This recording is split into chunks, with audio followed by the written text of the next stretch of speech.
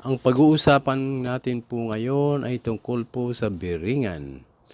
So maraming bulong-bulungan na mayroon daw malalaking gusali nang minsan lumalabas dito sa lugar na marami na ring naka-witness ng mga pangyayaring hindi maintindihan o kamangha-mangha na mahirap minsan ipaliwanag. Sinasabi na ito raw ay isang lugar ng mga engkanto na portal patungo sa ibang mundo. Wala ngang imposible sa mga engkanto o demonyo. Magagawa nilang magpalit ng anyo dahil nga meron silang kapangyarihan na magawa ang ganitong mga imposibleng bagay. Lulubog lilitaw ang lugar na ito.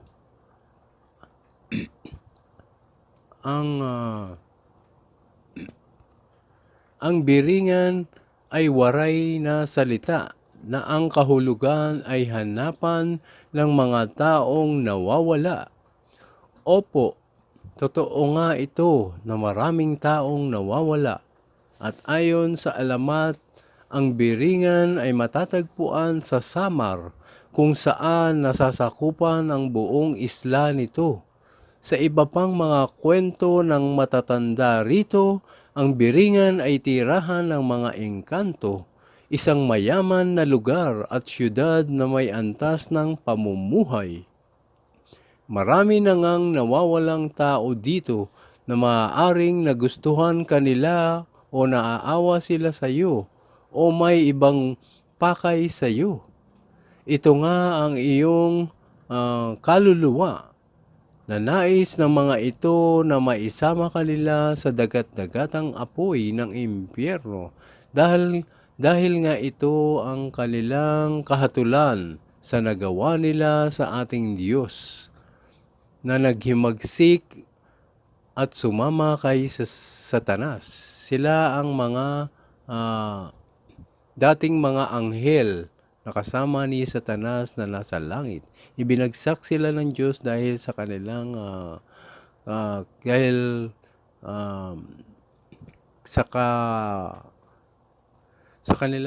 sa pagmamataas ni Satanas, at sila ay sumama nga kay Satanas at sila ay ibinagsak dito sa lupa, dito sa mundo, sa ating earth. Ito ang mga engkanto.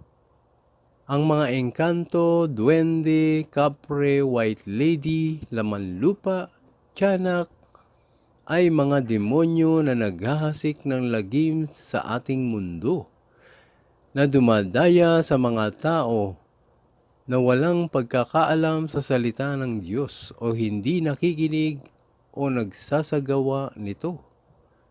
So meron na ring naka-experience ng nasapian o exorcism dito sa Biringan, at yung iba nga ay nakarating na dito sa Biringan na mapapanood na rin sa YouTube channel. Kung atin pong babalikan ang sinasabi ng Biblia na hinulog dito sa lupa ang mga demonyo kasama na si Satanas, at wala na nga silang puwang para sa langit, kaya ibinagsak na sila dito sa lupa dahil sa pagmamataas nga po ni Satanas, na maraming sumama sa kanyang mga anghel na hanggang sa ngayon ay hindi pa pinatawad ng ating Diyos, na sa araw ng paghuhukom, ang destinasyon nila ay walang iba kundi sa dagat-dagatang apoy ng impyerno. Ang karamihan sa kanila ay may kapangyarihan tulad ng pananakit, na kapag namato ka sa isang lugar, baka daw ikaw ay manuno. Ang iba naman ay pinaparusahan tulad ng pananakit ng tiyan, pananakit ng paa o pamamaga ng katawan. Ang kaya nilang saktan ay walang iba kundi ang mga hindi pa tumanggap at nanalig kay Jesus o walang pananampalataya, sapagkat sila ay hindi pa anak ng Diyos o wala pang relasyon sa ating Diyos Ama na nasa langit at sa Panginoong Jesus na sinabi ng Panginoon sa Hebreo 13 verse 5, hindi kita iiwan ni pababayaan. So kapag anak ka po ng ating Diyos, hindi ka basta kayang galawin ng mga engkanto o dyablo o ng kanyang mga kampon. Lalo na kung malakas ang pananampalataya mo sa Diyos. Yun bang madalas kang nananalangin ka palagi ilang beses sa isang araw. Inaalala mo palagi ang Diyos at sa kanyang salita ay nasa puso't isipan mo palagi at minamahal mo ang iyong kapwa. Marunong kang tumulong sa nangangailangan. Sa probinsya, nagpupunta pala ang ibang mga demonyong ito. So malaki kasi ang pagkakaiba ng nasa sibilisasyon at tubong probinsya. Ang iba ay wala pang alam, tulad ng nasa ibang probinsya, tungkol nga dito sa mga demonyo na namamahala ng kadiliman at may kapangyarihan na manakit at mandaya ng mga tao na ang kanilang hangad ay maisama nila ang mga tao sa dagat-dagatang apoy ng impyerno. Kaya nila dinadaya ang mga tao at nang maging masama na maging pasaway sa ating Diyos. Kaya nating labanan ang mga ganitong demonyo sa pamamagitan ng pananalig sa ating Diyos at sa ating Panginoong Hesus. Pagdarasal palagi, ilang beses sa isang araw, pagpapasting paminsan-minsan, at pagsunod sa ating Diyos. Kaya nga binigyan tayo ng Panginoong Hesus ng kapangyarihang tumakpak o lumaban sa mga kampo ng kadiliman na mababasa natin sa Marcos 16 verse 17. Anong sabi ng Panginoon? Basahin po natin sa Marcos 16 verse 17. Sa pangalan ko, magpapalaya sila ng mga demonyo. Hindi sila dumampot man ng ahas o uminom ng lason.